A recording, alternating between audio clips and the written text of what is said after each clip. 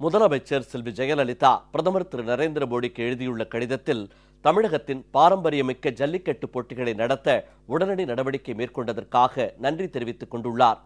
ஜல்லிக்கட்டை நடத்த தாம் தொடர்ந்து போராடி வந்துள்ளதையும் முதலமைச்சர் நினைவு கூர்ந்துள்ளார். முதலமைச்சர் செல்வி ஜெயலலிதா பிரதமர் திரு நரேந்திர மோடிக்கு இன்று எழுதியுள்ள கடிதத்தில் பொங்கல் பண்டிகையையொட்டி தமிழகத்தின் பல்வேறு பகுதிகளில் பாரம்பரியமாக நடத்தப்பட்டு வரும் ஜல்லிக்கட்டு விளையாட்டுப் போட்டிகளை நடத்தும் வகையில் மத்திய சுற்றுச்சூழல், வனங்கள் மற்றும் பருவநிலை மாற்றங்கள் அமைச்சகம் நேற்று அறிவிக்கை ஒன்றை வெளியிட்டுள்ளது குறித்து தாம் மிகவும் மகிழ்ச்சி அடைவதாக தெரிவித்துள்ளார். இப்பிரச்சினை தொடர்பாக தாம் பலமுறை வலியுறுத்தியதை பிரதமர் நினைவு கூர்வார் என்று தெரிவித்துள்ள முதலமைச்சர் செல்வி ஜெயலலிதா, தமிழக அதிகாரிகள் மத்திய சுற்றுச்சூழல் மற்றும் வனத்துறை அமைச்சக அதிகாரிகளுடன் பல சுற்று பேச்சுவார்த்தை நடத்தியதையும் சுட்டிக்காட்டியுள்ளார். கடந்த ஆண்டு ஆகஸ்ட் மாதம் 7ஆம் தேதி பிரதமரிடம் தாம் அளித்த மனுவில் ஜல்லிக்கட்டு போட்டிகளை நடத்த சட்டப்பூர்வமான நடவடிக்கை மேற்கொள்ள வேண்டும் என்ற தமிழக அரசின் கோரிக்கையை வலியுறுத்தியதையும் முதலமைச்சர் நினைவு கூர்ந்துள்ளார்.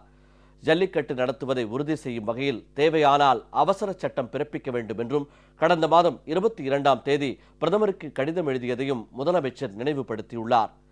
தமிழ்நாட்டின் பாரம்பரிய கலாச்சார பெருமைகள் மற்றும் பண்பாட்டை நிலைநிறுத்தும் வகையிலும் வரலாற்று முக்கியத்துவம் வாய்ந்த நடவடிக்கையாகவும் தமிழகத்திற்குரிய பாரம்பரிய காளை இனங்களை பாதுகாக்கவும் வசதியாக ஜல்லிக்கட்டு போட்டிகளை நடத்த வகை செய்து உடனடி நடவடிக்கை மேற்கொண்ட பிரதமருக்கு தமது நன்றியை தெரிவித்துக் கொள்வதாகவும் முதலமைச்சர் செல்வி ஜெயலலிதா குறிப்பிட்டுள்ளார்.